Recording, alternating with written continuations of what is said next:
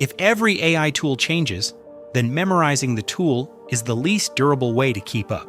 A strange thing happens when AI gets better. The easy work gets faster, but bad judgment gets more expensive. So the AI skills that still matter are not just prompt tricks. They are the layer around the tool, knowing what to ask, what context matters, what good output looks like, and where human review belongs. By the end, you will have a simple filter for the next tool, model, or agent that shows up. The first shift is this. AI is moving skill away from pure execution and toward direction. For years, a lot of professional value came from being the person who could make the thing, draft the memo, build the slide, summarize the research, write the first version, turn messy notes into something readable. AI can now help with many of those first-pass tasks. OpenAI's GDPVol work is one signal here. Frontier models are being tested against realistic professional deliverables, not just exam-style questions. But that does not mean the person disappears. It means the weak version of the work gets cheaper. If you ask for a strategy document with no audience, no constraints, no examples, and no definition of good, you can get a fluent document very quickly. That speed is useful, but here it can also hide the fact that the work is pointed in the wrong direction. The useful signal is not execution no longer matters.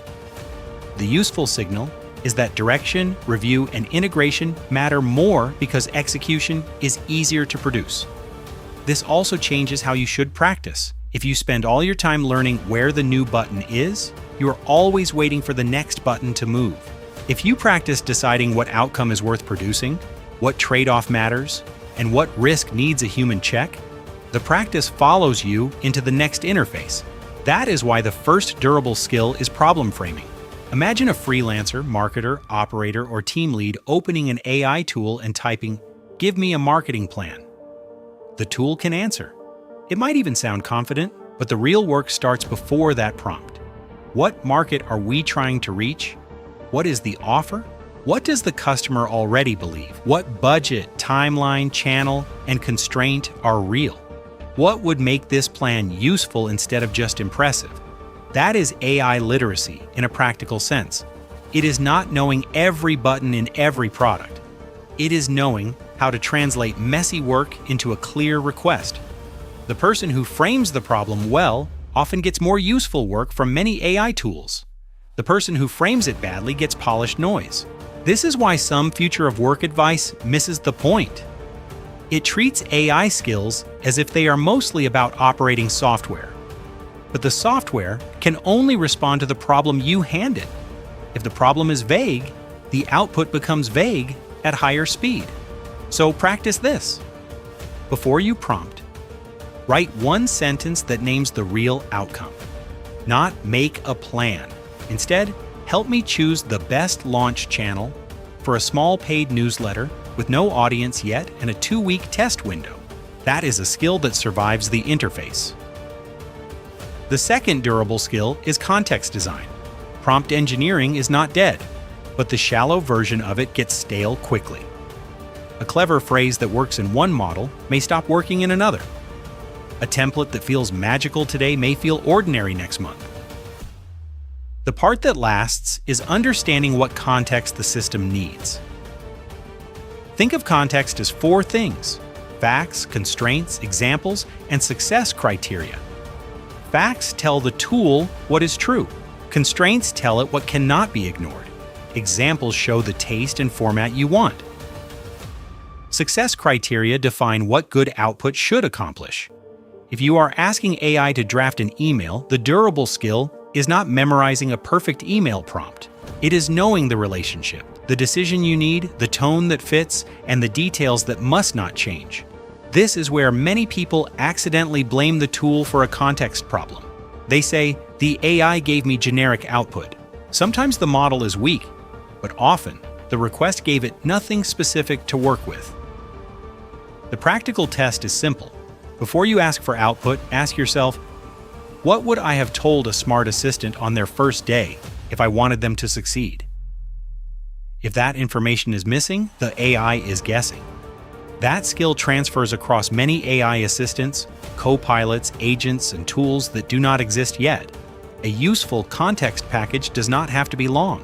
Sometimes it is 3 bullets: the audience, the constraint, and an example of what good looks like. The point is not to write a giant prompt. The point is to stop treating AI like a mind reader and start treating it like a capable system that still needs the shape of the work. The third durable skill is evaluation. This may be the most uncomfortable one because AI output often sounds finished before it is trustworthy. A model can produce a clean paragraph, a confident spreadsheet explanation, a polished sales message, or a tidy summary. The danger is that fluency feels like quality. But in real work, quality is not just whether something sounds good.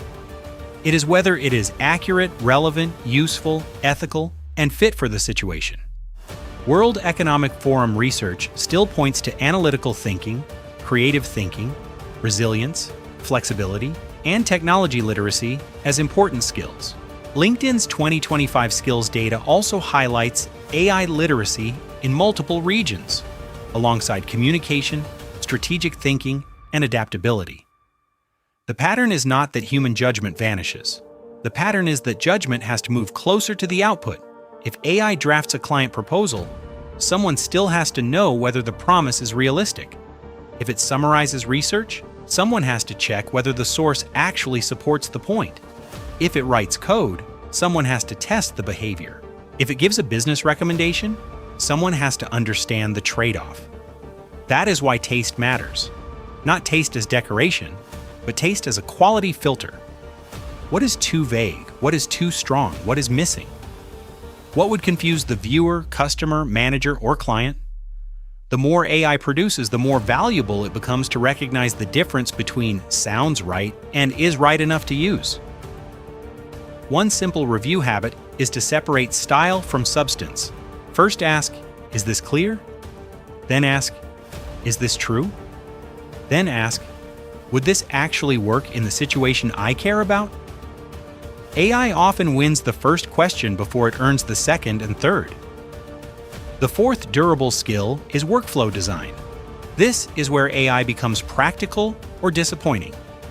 McKinsey's 2025 State of AI survey shows broad AI use, but also a familiar problem. Many organizations are still working through pilots, experiments, and scaling difficulty. Microsoft is tracking a workplace shift toward agents and AI-supported work. But even there, the important words are support, trust, manager behavior, talent practices, and human agency. In other words, the tool is not the whole workflow.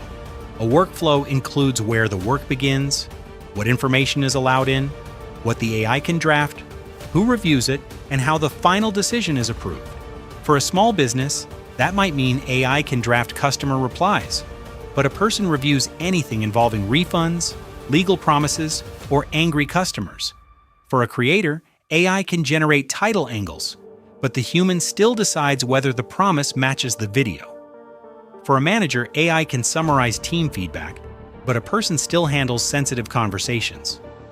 The skill is knowing where automation helps and where it quietly adds risk. This is also why agent hype needs a calm filter. A practical filter for agents is whether the steps are bounded, observable, reversible, and connected to a clear goal. Otherwise, you do not have leverage. You have faster uncertainty. Durable AI workers will be good at designing the handoff between human intention and machine execution. Most real work is not one prompt and one answer. It is a chain. Gather information, decide what matters, draft, revise, approve, deliver, measure, and adjust. The fifth durable skill is communication and adaptation. This sounds soft until the moment real work depends on it. If you use AI to help make a recommendation, can you explain the reasoning to a client, manager, or teammate? Can you say what the AI helped with, what you checked, what you changed, and where the uncertainty remains? That matters because AI-assisted work still has to move through people. A good answer that nobody trusts does not create much value. A fast draft that creates confusion downstream creates more work. Communication is also how you keep learning. When a tool changes, the adaptable person does not start from zero. They ask, what is different? What is the same? What new failure mode appears? And what old habit should I retire? That is the healthier version of staying current. not chasing every launch, not ignoring every launch, watching for the parts that change your process. For most viewers, the goal is not to become the most technical person in the room. The goal is to become the person who can use AI without losing the thread of the work. That means you can explain the problem, give context, judge output, design review, and communicate the final decision. And when the next model improves, you will not need to rebuild your identity around it. You will ask better questions. Does this reduce review time, improve quality, change the cost of a task, or open a workflow that was previously too expensive? That is a calmer way to stay current, because it turns news into experiments instead of anxiety. So here is the filter to keep. The next time a new AI tool appears, do not start with, "Do I need to learn this immediately?" Start with 5 questions. What problem would this actually help me solve? What context would it need to do that well? What does good output look like in my field? Where does human review belong, and what did I learn here that transfers to the next tool? Those questions turn AI from a stream of launches into a practice system. Some tool-specific learning will still matter. If a tool is central to your work, learn the interface, learn the shortcuts, learn the limits. But do not confuse interface memory with durable skill. The tools will change. The model names will change. The agent promises will change. The layer that still matters is your ability to direct, evaluate, integrate, and explain the work. That is the skill worth practicing after every tool changes.